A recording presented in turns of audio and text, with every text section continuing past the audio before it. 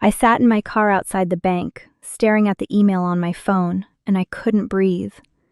The account balance showed $47,000 instead of $847,000. My entire savings. Gone. My hands were shaking so bad I could barely hold the phone, and for a solid minute, I thought I was having a heart attack. I was 38 years old. I had a mortgage, a daughter in high school, and I just lost nearly everything. And I had no idea who had taken it or how they'd done it. But I'm getting ahead of myself. A month before that moment, everything was exactly as it should have been. My name's Michael, and I live in a nice suburb about 40 minutes outside Columbus, Ohio. You know the type. Tree-lined streets, HOA that's obsessed with lawn care, houses that all look vaguely the same but cost enough to make you feel like you've made it. My wife Jennifer and I had bought our 4-bedroom colonial in 2015, right before the market got stupid. We paid $385,000 back then. By last year, it was appraised at $620,000. Not bad for a guy who works in IT infrastructure and a woman who runs her own dental hygiene business from a suite in a professional building downtown. We weren't rich, but we were comfortable. That's the word I'd use. Comfortable. Jennifer had built her practice from nothing. She'd started out renting a chair from another dentist and slowly, over 8 years, accumulated enough clients to lease her own space with 2 operatory rooms and a full-time assistant named Donna. She made good money. I made good money. Our daughter Ashley was 17, smart as hell, already getting college acceptance letters from Ohio State and Bowling Green. Our son Brandon was 14 and played soccer at a decent club level. We took a family vacation to Cancun every other year. We weren't stressed about groceries or gas prices. The only weird thing, and I didn't think of it as weird at the time, just typical family stuff, was my sister Linda. Linda was 2 years younger than me, and she'd had a rough go of it. Divorced twice, bounced between jobs, always calling to ask if she could borrow money for her car payment or her rent. She lived about an hour away in a smaller town called Worthington, in a rental duplex that always seemed on the verge of getting her evicted. She had one kid, my nephew Derek, who was 12. She worked as a shift manager at a call center, which paid okay but not great. My mom, Patricia, had always been the type to try to smooth things over between all of us. She'd call me and say things like, "Linda's struggling, honey. Why don't you and Jen invite her over for Sunday dinner?" So we did. Linda would come to our house once, maybe twice a month. She'd bring Derek sometimes. She'd sit at our kitchen island and watch Jennifer make salads for dinner. And I'd catch this weird look on her face. Not quite resentment, but something close to it. I didn't think too much about it. She was struggling. We were doing well. That's how families work. You help out where you can. It was mid-October when Linda called me at work. I remember because I was in the middle of migrating a server for a client, and my IT director, Mike, kept waving at me to stay focused, so I took the call in the hallway. "Hey, Michael," Linda said. Her voice sounded different, lighter, almost amused. "I wanted to talk to you about something. Can you do lunch tomorrow?" We met at a Chipotle near my office. Linda showed up in jeans and a sweater, her dark hair pulled back in a messy bun, and she looked tired. She always looked tired. But there was something else, a kind of intensity in her eyes that I didn't recognize. "So," she said, after we'd sat down with our bowls, "I've been doing some thinking about the way we live, about how money works, about how people act around money." I nodded, unsure where this was going. "You and Jen have a lot," she continued, not unkindly. "Nice house, nice cars, nice vacations. And I'm happy for you, I really am. But I've noticed something. Everyone notices it. Aunt Karen, Aunt Linda on Dad's side, Cousin Susan, all of them. They notice that you have, and they're always watching." I felt a little defensive. "We're not hiding anything, Linda. We work hard. We're lucky." "I know," she said. "That's not what I'm saying. I'm saying that luck makes people weird. Family gets weird around money. And I've been thinking about this a lot, especially since Derek asked me why he couldn't go to the same summer camp as Ashley and Brandon. Why we can't take vacations. Why his mom is stressed all the time and your wife isn't. My chest tightened a little. I didn't like the direction this was going. What are you saying? I asked. Linda set down her fork and looked directly at me. I'm saying you should act poor. Both of you. I'm serious. I know it sounds crazy, but hear me out. I almost laughed. Act poor? Linda, that's... Think about it, she interrupted. Not actually be poor. Just seem poor. Stop inviting everyone to your house. Stop posting about vacations on Facebook. When people ask what you did over the weekend, say you stayed home because you're tightening your belt. Let your lawn get a little messy. Drive your older car sometimes. Make it seem like money's tight. Why the hell would I do that? I asked, genuinely confused. She leaned back in her chair. Because the second people think you have money, they start thinking about how to get it.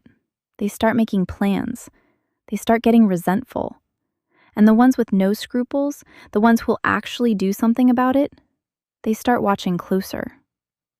I shook my head. That's paranoid, Linda. Is it? She pulled out her phone and opened Facebook.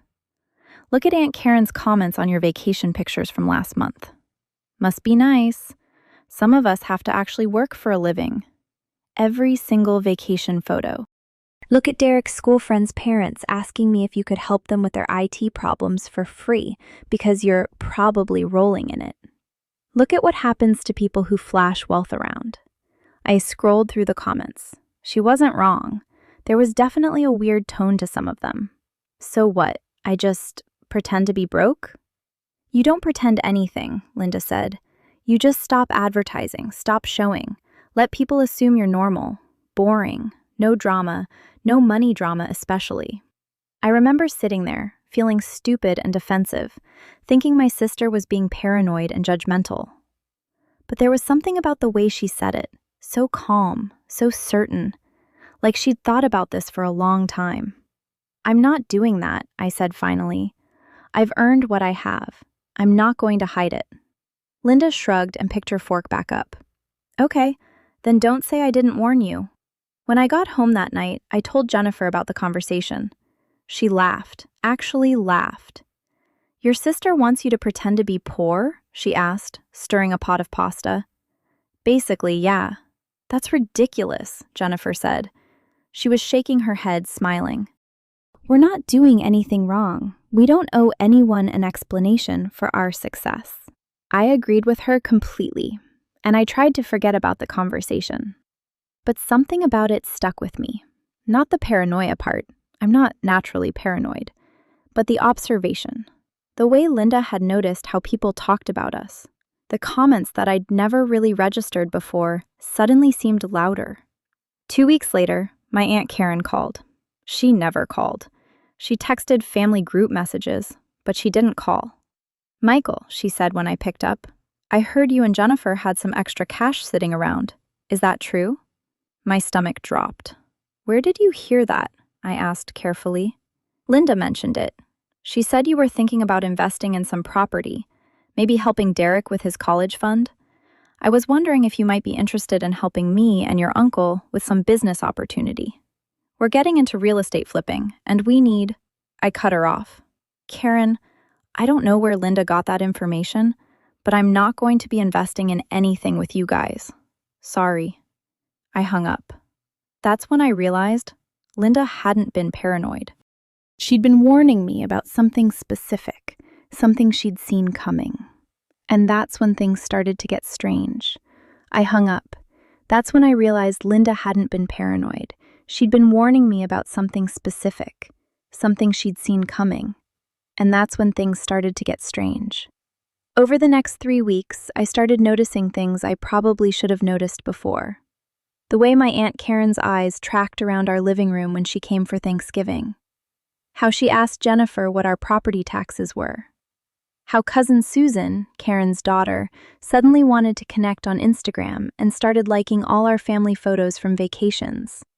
Then there was Uncle Robert, Jennifer's uncle, not mine. He called one Sunday asking if I'd be interested in discussing some investment opportunities over coffee. When I said no thanks, he got weirdly insistent, asking what our liquid asset situation looked like. I didn't tell Jennifer about any of it. I don't know why. Maybe because I was starting to feel like I was overreacting.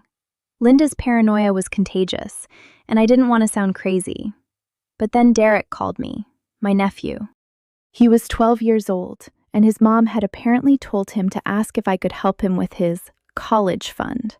Not in a casual kid way, in a way that felt rehearsed. That's when I called Linda back. "Okay," I said when she picked up.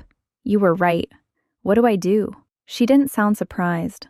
"You implement the strategy, starting now, not next month, now." "How?" I asked. "First," she said, "you stop posting on social media. Delete your vacation pictures. Don't post about anything nice. Second, you make sure people see you driving your old Honda instead of the Range Rover. Third, you tell people, casually, in conversation, that you're having some money troubles. Nothing dramatic, just, market's been rough, tightening our belts, that kind of thing." "That's insane," I said. "Is it?" She let that hang. "Because right now, they're probably making a list of your assets. They're thinking about how to access them. Some of them are probably already talking to lawyers about whether there's some family obligation you have to help them out." I felt sick. "Fourth," Linda continued, and this is important, you call a financial advisor. Not to move money, to move it. Actually move it. Investments that are harder to access, retirement accounts, trusts, things that have penalties if they're touched. You make it look like your money is locked up in ways that would hurt you to access. "You want me to hide my money?" I asked. "I want you to make it look inaccessible," she said. "There's a difference. You're just being smart with your finances. People do it all the time. The difference is you're doing it visibly. You're mentioning it to people. Yeah, I'd love to help, but honestly, most of our savings is in retirement accounts, and I'd get killed on the taxes if I touched it right now." I didn't respond. "Michael," Linda said, and her voice softened, "I've watched this happen to other people. Successful people who had family members who weren't. The family members start small, asking for loans they don't pay back, asking for money for emergencies. Then they get other family members involved. Then they start getting angry that you won't help. Then they start making plans. And some of them, not all, but some, they decide that if you won't give them access to your money, they'll take it another way." "What do you mean another way?" I asked. "I mean fraud. Identity theft, forging documents, convincing other family members to sue you, getting power of attorney under false pretenses. I mean people who are desperate and angry enough to do things that get them arrested." I sat down on the couch. "You're telling me people in my family would do that? To me?" "No," Linda said. "I'm telling you that money makes people do things they wouldn't normally do. And right now, they see you as someone who has something they need. The only way to make them stop is to make sure they don't think there's anything worth taking." So I did it. All of it. I called a financial advisor named David Chen, who specialized in estate planning and asset protection. I didn't tell him the real reason. I just said I was concerned about liability and wanted to make sure my assets were structured smartly. He helped me move $200,000 into a trust that was harder to access. And we talked about 401k contributions and other retirement vehicles. It was all legal. It was all smart financial planning. But it was also a shield. I deleted our vacation photos. I took down the pictures of the house renovation we'd done in the spring. I stopped mentioning the family trips. I started driving the 2014 Honda Civic instead of the Range Rover. And I started the narrative. "Yeah, we're doing okay," I'd say when people asked how things were going. "Market's been rough, though. We're just trying to be smart about spending right now." Jennifer noticed, but didn't push back. She trusted me. That was the thing that made it feel so wrong. She trusted me enough not to ask why I was doing this. She just went along with it. The effect was immediate. Aunt Karen stopped calling. Uncle Robert never followed up. Cousin Susan's Instagram engagement dropped off. The family group chat, which had been full of comments about our life, went quiet. It was like we'd become invisible. And for about 2 weeks, it felt like Linda had been wrong. like it had all been paranoia and nothing was actually going to happen. Then, in early December, my mom called. She sounded strange. "Michael, I need to talk to you about something serious," she said. My stomach dropped. "What's wrong?" "Karen came to see me. She and Robert and a few other people, they're saying some really hurtful things about you and Jennifer. They're saying you're selfish, that you've made a lot of money and you're refusing to help family who are struggling, that you're deliberately keeping money away from people who need it." I closed my eyes. "Mom, that's not—" "I know it's not," she interrupted. "But they're also saying something else. They're saying they've been looking into your finances, that they think you might be doing something illegal, tax evasion or something. They said they were thinking about calling the IRS. My hands went numb. They said what? "I don't think they'll actually do it," Mom said quickly. "I think they're just angry. But Michael, I'm scared. I don't want to see this family torn apart. Can't you just help them? Help Karen with her real estate thing? Give Robert some money for his business?" "Mom, if I do that, it won't stop. You know it won't. They'll just ask for more." There was a long silence. "Then what do we do?" my mother asked, and she sounded so tired. I didn't have an answer, but I knew who to call. Linda picked up on the second ring. I could hear Derek in the background, watching TV. "They're threatening to call the IRS," I told her. "Good," she said. "How is that good?" "Because they're bluffing," Linda said. "If they actually had evidence of tax evasion, they wouldn't be threatening you with it. They'd just report it. The fact that they're using it as a threat means they've got nothing. They're desperate and grasping." "But listen to me," she said. "Right now, they've made their move and it bounced off. You're broke, remember? You're struggling. They can't get blood from a stone. The IRS isn't going to find anything because you haven't done anything illegal. So let them make their threats. Let them be angry. But don't back down. Don't give them anything." "What if they actually do call the IRS?" I asked. "Then you cooperate completely and they find nothing and they look like jackasses," Linda said. "Michael, you're in a position of strength right now and you don't even realize it. You've already won. You just have to hold the line." Hold the line. Those words echoed in my head for the next week. I didn't sleep much. I kept thinking about the IRS showing up at my house, asking questions, treating me like a criminal. I thought about the humiliation. I thought about how quickly a lie becomes the truth when enough people tell it. Jennifer noticed I was stressed. I told her about the IRS threat, and she actually laughed. A real, surprised laugh. "That's the stupidest thing I've ever heard," she said. "We have nothing to hide. Let them call." But she was worried too. I could see it in how she moved, a little tighter, a little more careful. Then, on December 15th, something happened that changed everything. I was at work, in a meeting with my director, Mike, when I got a call from our bank. From our main checking account, the one that had never been connected to Linda's acting poor strategy because it was just our operating account.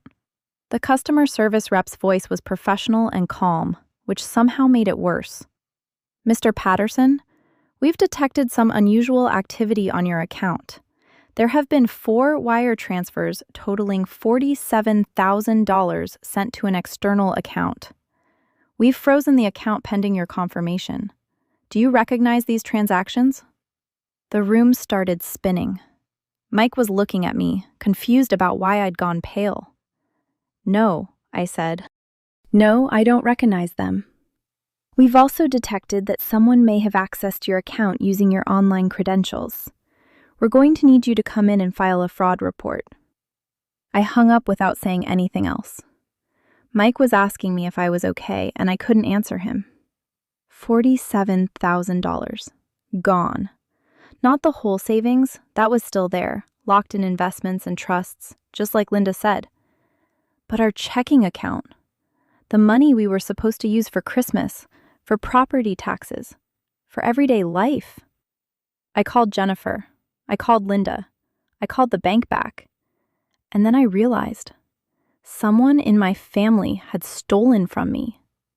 One of them had figured out my passwords. One of them had done this deliberately, and I had no idea which one. I sat in that bank's fraud department for 3 hours, and the officer across from me, a guy named Todd with a tired face and a wedding ring, kept shaking his head. "This is sophisticated," he said, tapping his pen on the printout of the transactions. "Whoever did this knew your security questions. They knew your mother's maiden name. They knew your first pet. That's not random guessing, Mr. Patterson. That's someone close to you." The words felt like a physical blow. I'd been running through the possibilities in my head all morning. Maybe it was identity theft. Maybe it was a data breach. Maybe it was some random criminal who'd bought my information off the dark web. But Todd was right. Someone close. Someone I'd talked to about my life. Someone who'd sat at my kitchen table. "We can file a report," Todd continued. "But to recover the money, you're going to need to figure out who did this. The bank can't prosecute without knowing the perpetrator. And honestly, with family members, these cases get complicated fast. A lot of times they don't pursue charges because the victim doesn't want to." I left the bank feeling like I'd been punched in the gut. $47,000. Whoever had done this knew it was enough to hurt, but not enough to destroy us completely. The rest of our money was locked away, just like Linda had said it should be. That thought made my skin crawl. What if this was connected? What if Linda somehow knew this was coming? No, that was insane. Linda had been trying to protect us. I drove straight to Linda's apartment in Worthington without calling. Derek answered the door, 12 years old, gangly, wearing a soccer jersey with a stain on it. "Is your mom here?" I asked, pushing past him without waiting for an answer. Linda came out of the kitchen, a dish towel in her hands, and the second she saw my face, she went pale. "What happened?" she asked. "Someone stole $47,000 from our checking account," I said, my voice low and steady. "They used my passwords. They knew my security questions. And I need to know, right now, if you had anything to do with this." "Michael, no. Don't lie to me. Just tell me the truth." Linda sat down on the couch, still holding the dish towel. Derek had disappeared into the back room, thank God. "I didn't steal from you," she said quietly. "I promise you, I would never do that." I believed her. I don't know how I knew, but I did. The fear in her eyes was real. "Then who?" I asked, sitting down across from her. She was quiet for a long moment. Then she said, "When did it happen?" 3 days ago. I didn't notice until the bank called." Linda closed her eyes. "Oh God. Michael, I think I know who it was." "Who?" "Aunt Karen," she said. "I ran into her at the grocery store about a week ago. We were getting coffee at the Starbucks in the parking lot, and she started talking about you. About how selfish you were. How you'd made all this money and you wouldn't help family. And then she said something weird. She said, 'I bet he'd help if he didn't have a choice.' And she laughed. But it wasn't a funny laugh, you know? It was bitter. Mean." My chest tightened. "And then," Linda continued, "she asked me if I knew any of your passwords. She said she was just curious, that she thought maybe you'd given me access to something for emergencies. I told her absolutely not, and I didn't think anything of it at the time. But Michael, she knows people. She's been married to Uncle Robert for 20 years, and he's always been into shady stuff. Not criminal exactly, but he knows people who are." I felt sick. "You think Robert helped her?" "I think it's possible," Linda said. "I think she might have hired someone, a hacker or someone who knows how to do this stuff. And I think she told them to take just enough that you'd notice, but not enough to destroy you completely. I think she was trying to prove a point." "What point?" I asked, though I already knew. "That you're not actually rich," Linda said softly. "That it's all an illusion. that you can't protect yourself or your family, that money is fragile, and that maybe next time you'd be more willing to help. I stood up and walked to the window. Outside, the December sun was setting over the strip mall across the street. A group of kids was playing basketball at a court in the parking lot, their voices carrying up to Linda's second-floor apartment. "I need to prove it," I said. "I need to prove it was her." "You won't be able to," Linda said. "That's the whole point. If she hired someone, there's no direct connection. The bank can trace the money, but it'll probably go through several accounts before it gets to wherever it's going. The passwords could have come from anywhere. The security questions, she could have gotten those from anywhere. It's designed to be untraceable."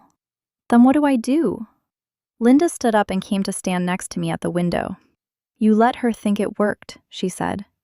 "You let her think she scared you. You let her think you're broken. And then you wait." "Wait for what?" "For her to get greedy," Linda said. "If she did this once and got away with it, she'll try again. People like that always do. And next time, you'll be ready." I didn't like that plan. I wanted justice now. I wanted Karen arrested. I wanted everyone to know what she'd done. But Linda was right. I had no proof. The bank could trace the money, but that wouldn't lead to Karen. It would lead to someone else. Someone she'd paid to do her dirty work. And even if they found that person, they might not flip on her. So I did what Linda suggested. I called Jennifer and told her we'd recovered the money. A lie, but a necessary one. The bank had insurance, I said. It would take time, but it would be okay. She believed me because she wanted to, and because I sounded like someone who had things under control. Then I set a trap. I called Aunt Karen. My voice was shaking, and I didn't have to fake that. "Karen, it's Michael," I said when she picked up. "Michael, how are you?" "We need to talk," I said, "about money, about helping the family." There was a pause. I could almost hear her smiling on the other end of the line. "Okay," she said carefully. "What did you have in mind?" "I want to meet, just you, tomorrow, somewhere private." We met at a Panera Bread near my office. Karen showed up in a nice coat, her hair done, looking like she was going to lunch with a friend, not meeting her nephew after she'd committed fraud against him. I was wearing a wire. Not an actual wire. I didn't have access to police equipment. But I had my phone in my shirt pocket with the voice recorder app running. I didn't know if it would be admissible in court, but it was something. Karen ordered a coffee and sat down across from me. She was trying to look sympathetic, but there was something sharp in her eyes. "I've been thinking about what you said," I told her, "about helping family. And I realized you were right. I've been selfish. I've been scared of losing money, and that fear has made me a bad person, a bad family member." Karen's expression softened. "Michael, I just want to help. I want to see you do the right thing." "I know," I said, "and I'm ready. I have some money available, $50,000. I want to give it to you." Karen's eyes widened. For a moment, she looked genuinely shocked. Then the shock gave way to something else. Triumph, maybe, or greed. That's wonderful," she said slowly. "That's really generous." "On one condition," I said. "What's that?" "I want to know why you stole $47,000 from my checking account." The color drained from Karen's face. Her hand, which had been wrapped around her coffee cup, went still. "I don't know what you're talking about," she said, but her voice had changed. It was smaller now, scared. "I'm recording this conversation," I lied. "I have the bank records, I have the IP addresses, and I know you hired someone to do it, which makes you guilty of conspiracy and wire fraud. So here's what's going to happen. You're going to tell me everything, and then you're going to transfer the money back, and then I'm going to decide whether to press charges." Karen stood up so fast her chair scraped back loudly. People in the coffee shop turned to look at us. You can't prove anything, she said, but her hands were shaking. Actually, I can, I said calmly. I have you on recording admitting that you wanted to prove a point, that you wanted to show me that I wasn't actually safe. And I have bank records showing that the money was transferred to an account that traces back to a guy named Derek Maslow. Not my nephew Derek, a different Derek, who has 3 prior fraud convictions. Would you like me to keep going? I was bluffing about the Derek Maslow part. I had no idea who the money went to. But Karen didn't know that. She sat back down. Her hands were in her lap, and she was staring at the table. Robert said it would be fine, she whispered. He said you deserved it. He said you were rubbing your success in our faces, and if we could just scare you, just prove that you weren't as protected as you thought you were, you'd be more willing to help. And the money? I asked. Where is it? It's already gone, Karen said. We used it to pay back some debts. Robert's business debts. We thought you'd never even notice. We thought you had so much money that $47,000 wouldn't even matter. I felt my jaw clench. You thought I wouldn't notice? You have so much, Karen said, and there was real anger in her voice now. You have everything. A nice house, a successful wife, kids who are doing well, and you sit there and act like you're struggling. You act like you don't have anything to give. Meanwhile, I'm working 2 jobs and my daughter is going to community college because we can't afford anything better. And you won't even help. You won't even try. Because you didn't ask, I said quietly. You stole. You committed fraud. And you dragged Robert into it. Robert was happy to do it, Karen spat. Robert hates you. He thinks you're arrogant and cruel. Then he should have told me that, I said, instead of stealing from me. I stood up and walked out of the Panera Bread. I got in my car and sat there for a long time, shaking. Then I called the police. It took 2 weeks for them to get a warrant. They brought Karen in for questioning, and she lawyered up immediately. But the bank's investigation had turned up something useful. The money had gone through several accounts, but it ultimately traced back to a man named Derek Maslow, who was actually a semi-legitimate IT consultant that Robert had hired. Derek admitted, under pressure from the police, that Robert had asked him to access my account, and Robert admitted that Karen had asked him to do it. Karen was arrested on December 23rd. The headline in the local Columbus News was, "Woman accused of stealing from nephew to prove point about wealth." Jennifer showed me the article on her phone, and I watched her process what had happened. The shock, the anger, the realization that her own family had done this. We have to press charges, she said immediately. We have to make sure this doesn't happen again. The prosecutor's office was aggressive. They offered Karen a plea deal, guilty to wire fraud and conspiracy, 18 months in federal prison, full restitution. She took it rather than go to trial because the evidence was solid, and because she knew that if it went to trial, the jury would hear about how she'd done this out of jealousy and resentment, and they'd convict her on every count. Robert was charged with conspiracy and money laundering. He got 2 years. Derek Maslow, the IT consultant, got 18 months as well. The money was recovered from Robert's business accounts, and the bank transferred it back to us before the end of January. On the cold Friday in February, I sat in my car outside the federal courthouse in downtown Columbus and watched Karen being processed for her transfer to a minimum security facility in West Virginia. She looked smaller than I remembered, older, diminished. I felt nothing. Not satisfaction, not vindication, just a kind of hollow relief. That evening, I called Linda. "It's over," I told her. "Karen's going to prison. Robert, too." "I know," Linda said. "Mom told me." "You were right," I said, "about everything. If we hadn't done what you told us to do, if we hadn't hidden the money, if we hadn't acted poor, they would have taken everything, and we wouldn't have known who to look for." "I know," Linda said again, and then, softer, "I'm sorry I was right. I'm sorry that I knew this was coming." "How did you know?" I asked. "How did you see this before it happened?" Linda was quiet for a long moment. "Because I've watched it happen before," she said finally. "In my first marriage. My ex-husband's family was like this. They got obsessed with what he was making, what he was spending. And when he wouldn't help them, they started getting creative.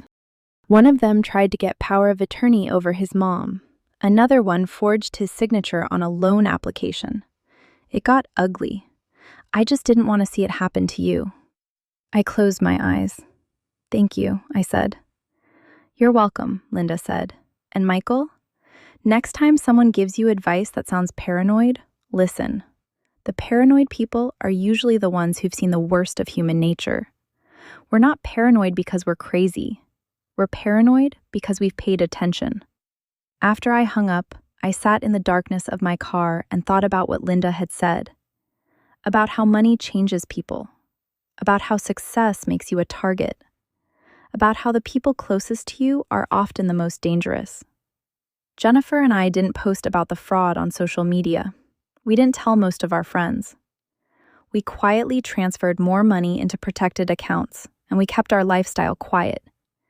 We still took vacations, but we didn't tell people about them.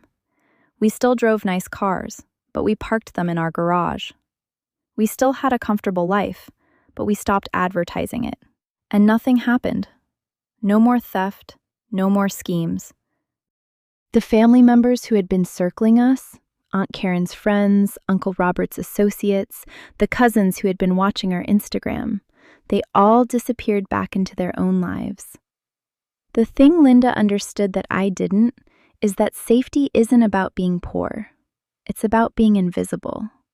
It's about being so quiet and unremarkable that no one thinks you're worth the effort to target. That's the lesson I learned from my sister's bizarre advice. The money doesn't matter nearly as much as the peace.